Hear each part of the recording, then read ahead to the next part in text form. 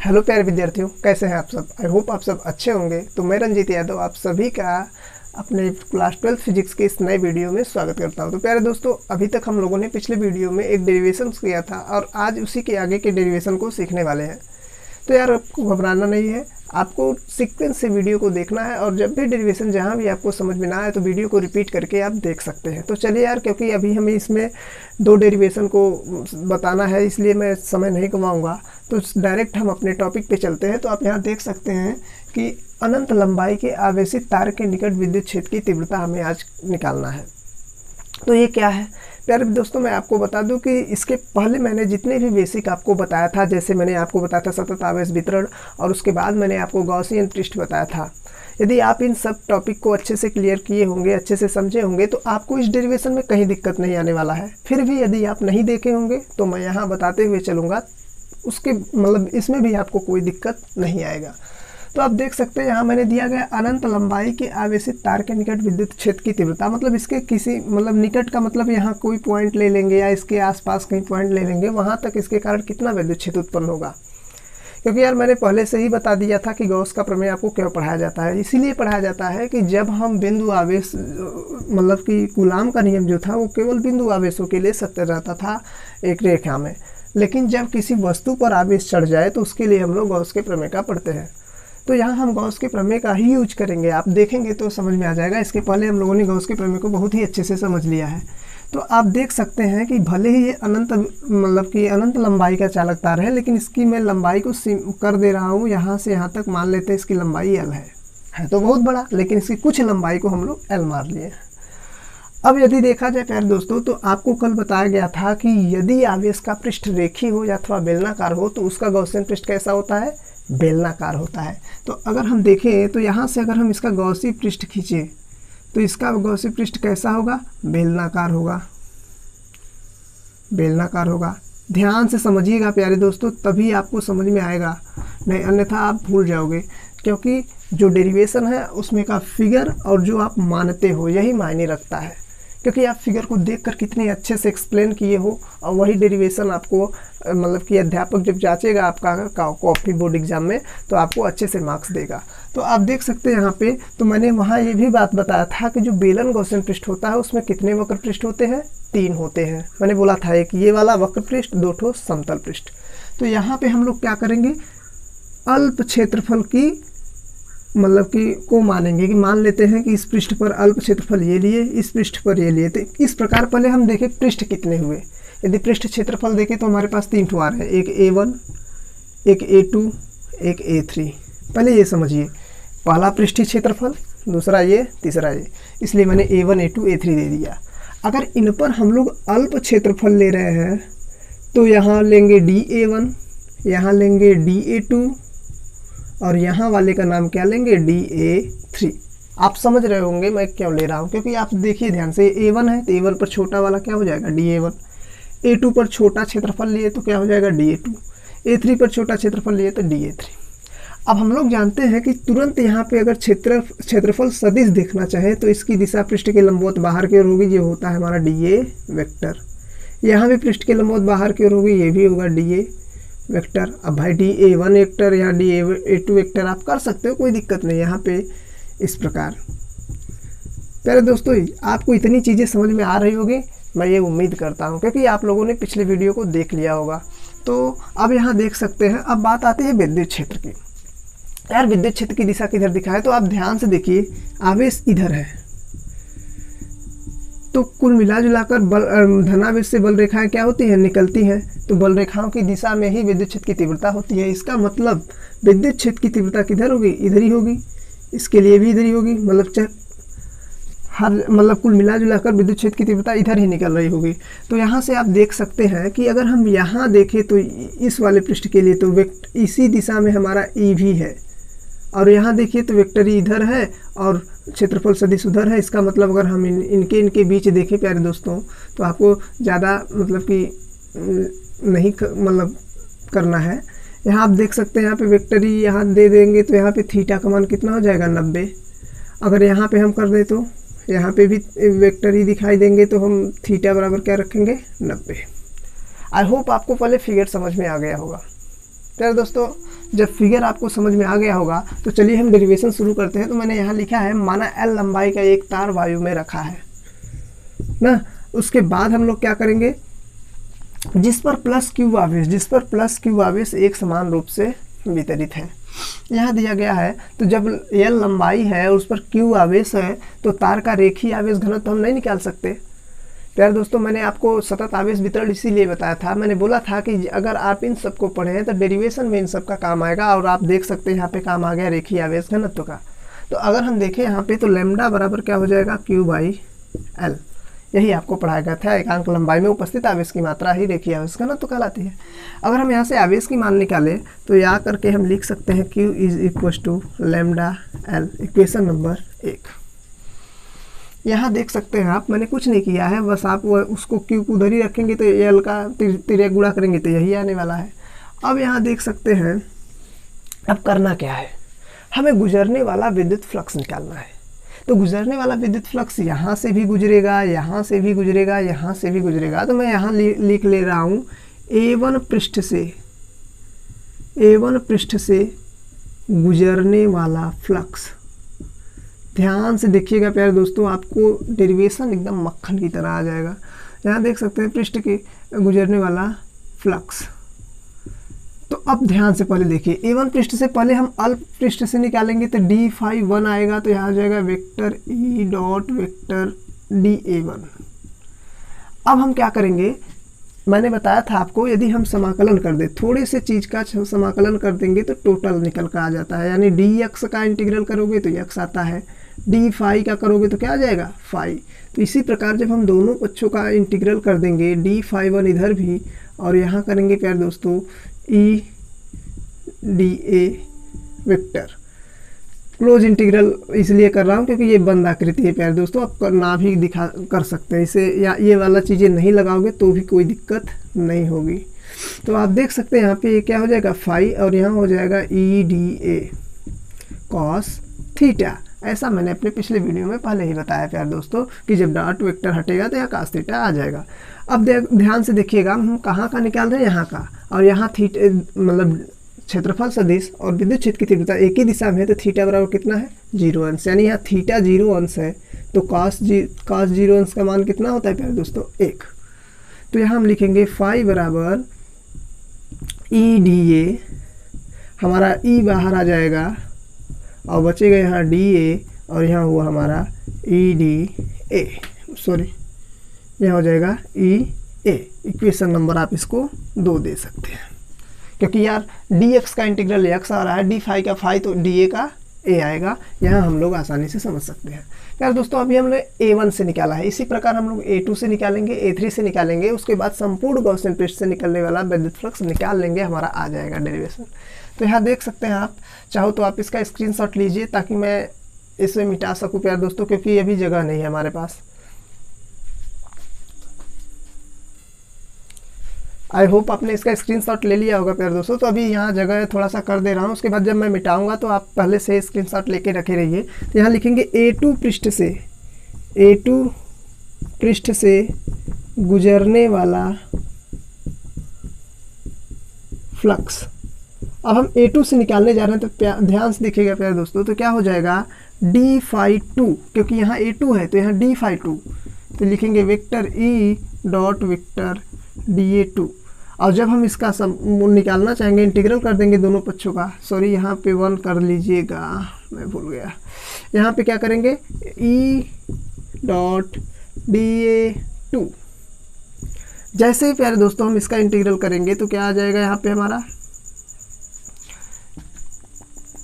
यहाँ पे आ जाएगा φ2। अब यहाँ हम करेंगे E dA cos थीटा। प्यारे दोस्तों, यहाँ dA2 लेंगे तो वो छोटा सा ही क्षेत्रफल है तो उतना ही ले लिया जाता है, इसलिए आपको मैं दिखा दूंगा आगे। चलिए कोई दिक्कत नहीं।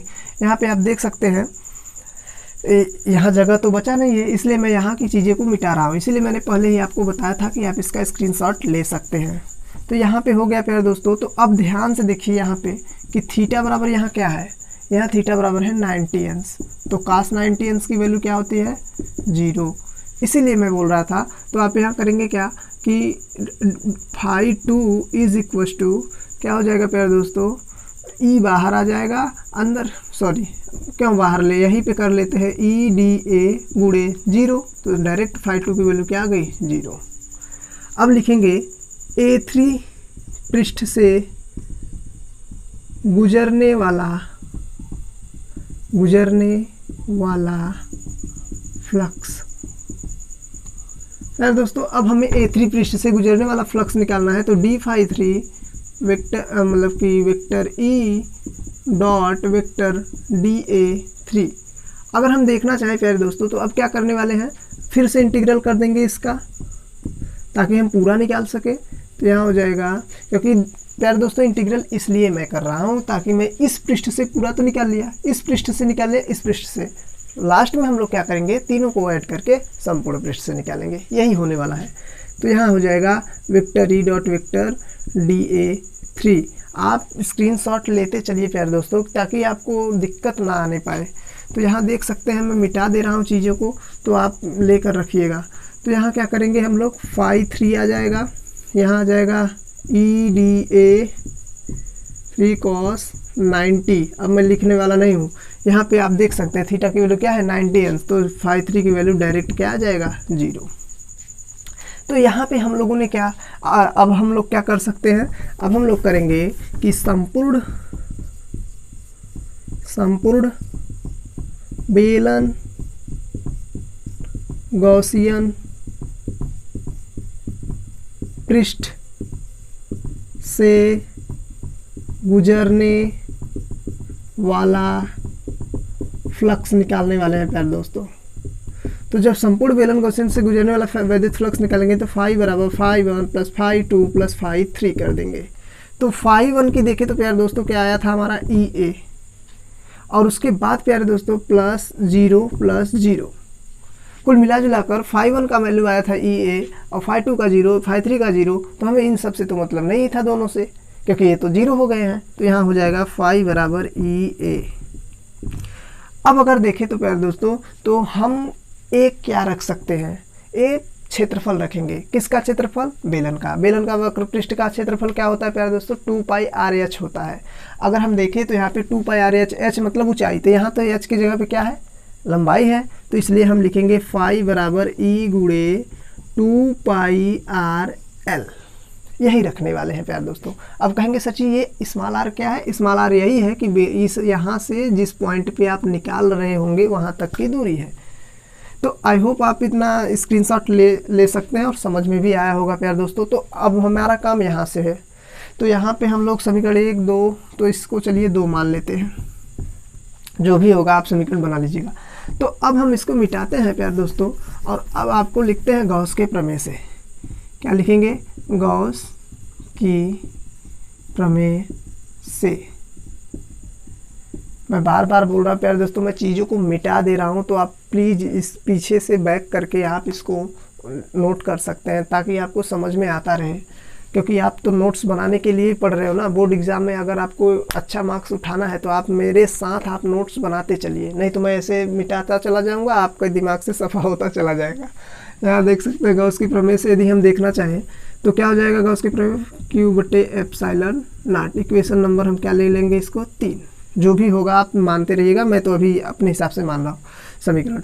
अब यहाँ देख सकते हैं आप कि φ ये भी है, और एक बात याद रखिएगा, ये मैथ का रूल है प्यारे दोस्तों, यदि जब भी दो इक्वेशन के बाएं पक्ष बराबर हो या दाएं पक्ष बराबर हो, तो दोनों इक्वेशन के मतलब अगर बाएं बाएं बराबर है तो दाएं पक्ष आपस में ऑटोमेटिकली बराबर हो जाते हैं। तो यहाँ पे आप देख सकते हैं समीकरण 2 व 3 से देखना चाहें हम तो क्या हो जाएगा, 2 देखिए 3 देखिए, φ इधर भी है φ इधर भी है। इसका मतलब हम लोग क्या करेंगे, E गुणे 2πRL is equal to Q/ε0।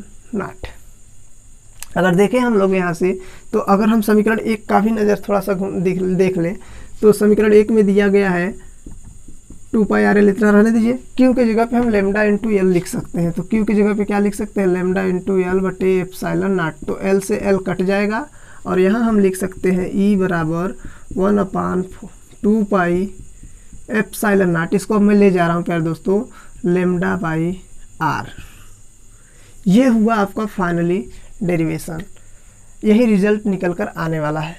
अब अगर हम देखें प्यारे दोस्तों, तो मैं यहाँ नीचे वाले को मिटा रहा हूँ, यही आपका है, आपकी किताब में ऐसे दे देता है कि ई बराबर डायरेक्ट दे देगा lambda upon 2 pi epsilon naught r, लेकिन मैं आपको ऐसे दे दिया हूँ। तो आप देख सकते हैं यहाँ पे अगर मैं देखूँ तो अगर आंकिक हल की बात करें, आंकिक हल के लिए अगर आपको न्यूमेरिकल सॉल्व करना होगा तो इस फार्मूले को किस प्रकार करना होगा, तो आप याद रखिएगा ऐसे हम लोग तरीका आजमाते हैं जैसे हमें मतलब कि आसान पड़ जाए प्यारे दोस्तों सवाल। तो आप देख सकते हैं यहाँ पे 1/2 पाई एप्सिलॉन नॉट है, यदि हम ऊपर नीचे 2 से गुणा कर दें तो क्या बन जाएगा यहाँ पे 1/4 पाई एप्सिलॉन नॉट, और ऊपर गुणा करेंगे 2 लेमडा बाई आर हो जाएगा। ऐसा मैंने इसलिए किया ताकि आप 1/4 पाई एप्सिलॉन नॉट के जगह पे 9×10⁻9 रख सको।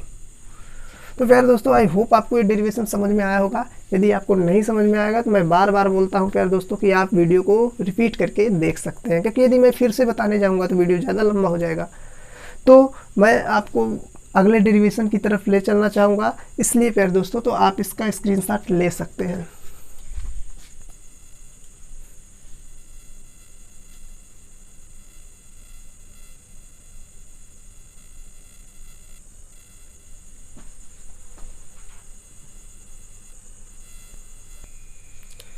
तो प्यारे दोस्तों बढ़ते हैं अपने नेक्स्ट डेरिवेशन की तरफ। यहाँ दिया गया है अनंत विस्तार के आवेशित समतल पतली अचालक सीट के कारण विद्युत क्षेत्र की तीव्रता।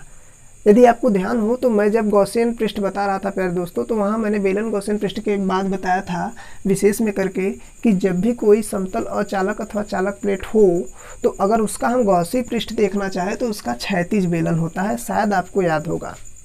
तो प्यारे दोस्तों सेम वही है समतल पतली अचालक सीट के कारण विद्युत क्षेत्र की तीव्रता। तो आप देख सकते हैं जब ये हम अचालक सीट लिए तो जब हम इसका गॉसी पृष्ठ देखेंगे तो क्या होगा, क्षैतिज बेलन होगा। अब ये डेरिवेशन पिछले अभी हम लोगों ने जो किया है उसी की तरह है। तो अगर देखें हम तो यहाँ भी हम लोग क्या देखेंगे, 3 पृष्ठ मिलेंगे हमको, एक यहाँ, यहाँ और एक यहाँ। इसलिए हम नाम देंगे इसका A1, इसका देंगे A2, इसका नाम देंगे A3। अब ज़्यादा समय नहीं गंवाएंगे। क्षेत्रफल सदिश की बात करेंगे तो ये इसका DA वेक्टर इधर होगा, इसका DA वेक्टर इधर होगा और इसका DA वेक्टर इधर होगा। अब बात कर लेते हैं विद्युत क्षेत्र की तीव्रता की। तो प्यारे दोस्तों यहाँ वाले धनावेश से विद्युत बल रेखा इधर निकलेगी, तो इसका विद्युत क्षेत्र की तीव्रता का मतलब इधर ही होगा। तो इसके लिए यहाँ इधर और यहाँ भी होगा वेक्टर ई। तो आप देख सकते हैं यहाँ के लिए थीटा बराबर 0, क्योंकि DA वेक्टर और वेक्टर ई एक ही दिशा में है। यहाँ के लिए 90 डिग्री, यहाँ के लिए भी 0, थीटा बराबर 0, क्योंकि विद्युत क्षेत्र की तीव्रता इधर से निकलेगी, क्योंकि जिधर धनावेश पास रहेगा उधर ही तो निकलेगा। यहाँ वाले धनावेश के कारण इधर निकलेगा, क्योंकि हम लोग जानते हैं धनावेश से विद्युत बल रेखाएँ बाहर निकलती हैं। प्यारे दोस्तों मैं भले ही तेज बोल रहा हूँ क्योंकि आपको मैंने पिछले वीडियो में सब बता दिया है, इसीलिए। तो अब आप क्या करेंगे, ध्यान से देखिए। माना एक अनंत विस्तार का अचालक प्लेट वायु में रखा है, उसके बाद माना अचालक प्लेट पर प्लस क्यू आवेश एक समान रूप से वितरित है, ये भी मैंने लिख लिया। तो तुरंत यार जब आयतक मतलब कि जब क्षेत्रफल हमें पता है तो हम लोग क्या करेंगे, आवेश पता, क्षेत्रफल A है, आवेश Q है, तो हम लोग क्या निकाल सकते हैं, पृष्ठावेश घनत्व।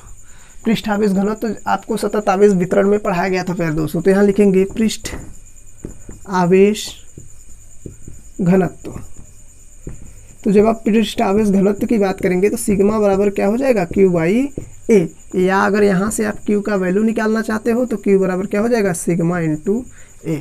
अब प्यारे दोस्तों मैं आपको थोड़ा मिटाने का प्रयास नहीं करूँगा, क्योंकि जब मैं मिटा देता हूँ तो शायद आपको समझ में नहीं आता होगा, इसलिए अब मैं बहुत ही छोटे छोटे में करूँगा, तो आप घबराइएगा नहीं। अब यहाँ देखें हम तो A1 पृष्ठ से, A1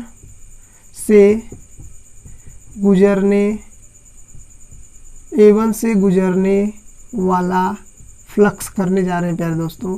तो जब A1 से गुजरने वाला हम फ्लक्स निकालेंगे तो क्या होने वाला है, ध्यान से देखिए, d∅1 = vector E dot vector dA। I hope अब आपको चीज़ें समझ में आने लगी होंगी। d∅1 का इंटीग्रल तो क्या हो जाएगा, vector E dot vector dA, तो इसका हो जाएगा फाई और यहाँ हो जाएगा प्यारे दोस्तों EdA। जैसे ही हम कास थीटा की वैल्यू रखेंगे प्यारे दोस्तों, यहाँ तो रखेंगे कास 0 अंश, क्योंकि हम यहाँ वाले की बात कर रहे हैं और दोनों यहाँ थीटा 0 है।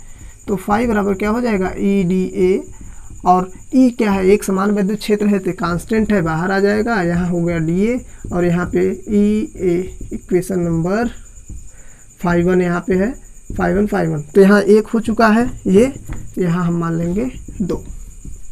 अब हम A2 से गुजरने वाले फ्लक्स की बात करेंगे। A2 से गुजरने वाला फ्लक्स, अगर हम A2 से गुजरने वाले फ्लक्स की बात करेंगे तो क्या हो जाएगा डी फाई टू। अब हम यहाँ की बात कर रहे हैं प्यारे दोस्तों, तो यहाँ लिखेंगे vector E dot vector D A, तो इंटीग्रल कर देंगे इसका तो क्या आ जाएगा वेक्टर ई डी ए, मतलब आप एक बार कर सकते हैं vector E dot vector D A. अब यहाँ का आ जाएगा फाई टू और यहाँ करेंगे हम लोग तो E D A cos 0, same process होगा क्योंकि यहाँ भी थीटा की वैल्यू क्या है 0, तो फाई टू बराबर यहाँ ई इंटीग्रल डी ए, उसके बाद phi two is equal to E A. यहाँ हम लिखेंगे समीकरण नंबर 3।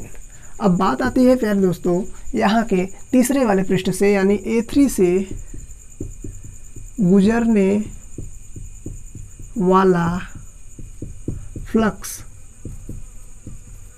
अब हम A3 से गुजरने वाले फ्लक्स की बात करेंगे तो डी फाई 3 होगा, और डी फाई 3 प्यारे दोस्तों देख रहे हैं कितना आसान है। एक बार आप लोगों को पैटर्न पता हो गया ना प्यारे दोस्तों, तो डेरिवेशन तो आपको दिमाग में घुस जाएगा। तो यहाँ आप देख सकते हैं जब हम इसका इंटीग्रल कर देंगे तो इधर का भी करेंगे vector E dot vector D A, और जब हम यहाँ से इसका करेंगे तो डी फाई 3 का फाई 3 हो जाएगा, और यहाँ पे क्या हो जाएगा ई डी ए कॉस। अब ध्यान से देखिएगा, अब हम थीटा की वैल्यू क्या यूज करेंगे 90, क्योंकि यहाँ वाले के लिए डी ए वेक्टर उधर है और इधर है वेक्टर ई, तो दोनों के बीच 90 अंश का कोण, तो काश 90 अंश रखेंगे। तो डायरेक्ट हम 0 रख लेते हैं क्योंकि काश 90 अंश का मान होता है 0। अब गॉस का प्रमेय क्या कहता है प्यारे दोस्तों, सॉरी अब लिखेंगे संपूर्ण बेलन गॉसियन पृष्ठ से गुजरने वाला फ्लक्स। अगर हम देखना चाहें प्यारे दोस्तों तो क्या हो जाएगा phi is equal to phi 1 plus phi 2 plus phi 3। तो यहाँ हो जाएगा फाई बराबर फाई 1 का मान ई ए, फाई 2 का मान भी ई ए, और फाई 3 का मान 0।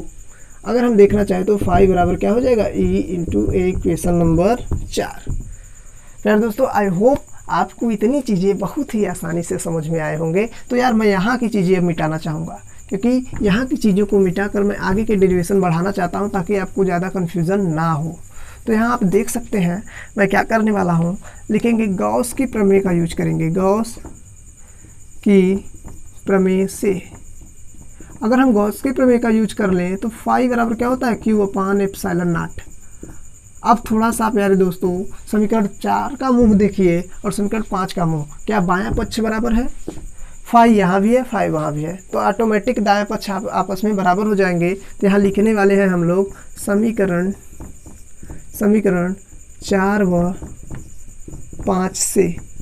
जब हम समीकरण 4 व 5 से यूज करेंगे तो क्या हो जाएगा, जो ई ए है किसके इक्वल हो जाएगा क्यू अपान एप्सिलॉन नॉट के। मैंने पहले ही बताया यदि बायां पक्ष बराबर हुए तो दायां पक्ष भी बराबर हो जाएंगे ऑटोमेटिकली। तो यहाँ पे आप देख सकते हैं यार समीकरण 1 क्या कह रहा है, क्यू की जगह पे आप क्या रख सकते हो सिग्मा इंटू ए, तो रख लेते हैं E A is equal to sigma into A बटे एप्सिलॉन नॉट। सॉरी मैंने यहाँ पे प्यारे दोस्तों जोड़ा तो ठीक, यहाँ पे 2EA होगा तो यहाँ क्या हो जाएगा 2EA। चलिए यार ध्यान तो आ गया ना। तो यहाँ देख सकते हैं मैंने वहाँ जोड़ने में मतलब गलत कर दिया था। तो यहाँ पे आप देख सकते हैं ए से ए कट गया और हम लिखेंगे ई बराबर sigma upon 2 epsilon not. I hope आपको इतनी चीज़ें समझ में आ गई होंगी। यार दोस्तों अब मैं कुछ शब्दावलियाँ इनसे बताना चाहूँगा, तो आप थोड़ा सा ध्यान दीजिए और मैं आपको इस वीडियो को समाप्त करूँगा। तो थोड़ा सा वीडियो में बच्चों भले बड़ा गया है लेकिन आप लोग थोड़ा सा पढ़िए, क्योंकि बिना पढ़े आपको कुछ भी चीज़ें समझ में नहीं आएगा। तो देख सकते हैं यहाँ पे कि ये जो फार्मूला निकल कर आया है प्यारे दोस्तों, इसमें केवल सिग्मा है 2 एप्सिलॉन मतलब एप्सिलॉन नॉट है। क्षेत्रफल दिख रहा है क्या, इसका मतलब हम सीट चाहे जितना बड़ा ले लें इसके कारण विद्युत क्षेत्र की तीव्रता पर कोई प्रभाव नहीं पड़ने वाला है। जितना है उत्पन्न होगा उतना ही होगा। मतलब कुल मिला जुला कर अनंत विस्तार की अचालक प्लेट के कारण विद्युत क्षेत्र की तीव्रता उसके क्षेत्रफल पर निर्भर नहीं करेगी। दूसरी बात, दूरी पर भी निर्भर नहीं करेगी। ऐसा नहीं है कि दूरी पर ले जाओगे तो घट जाएगा, पास में लाओगे तो बढ़ जाएगा, ये भी नहीं होगा। और उसके बाद यदि समतल अचालक प्लेट आप धनावेशित लिए हो प्यारे दोस्तों, तो इसकी दिशा बाहर की ओर होगी। अगर ये ऋणावेश लोगे तो विद्युत क्षेत्र की तीव्रता अंदर की ओर होगी। ऐसा क्यों होता है आप समझ गए होंगे कि जब भी हम लेंगे तो परीक्षण आवेश से इसकी दिशा चेक करेंगे। तो परीक्षण आवेश कैसा होता है? धनावेश। अब जब धनावेश के पास लाएंगे तो ये दूर भागेगा। अगर ये सीट ऋणावेश लेते तो यही परीक्षण आवेश इसकी ओर गति करने लगता, तो अंदर की ओर। आई होप आप इतनी चीज़ें समझ रहे होंगे। तो आप इसको अच्छे से तैयार कीजिएगा। तो मिलते हैं अपने नेक्स्ट वीडियो में। बच्चों पढ़ाई करते रहो। All the very best.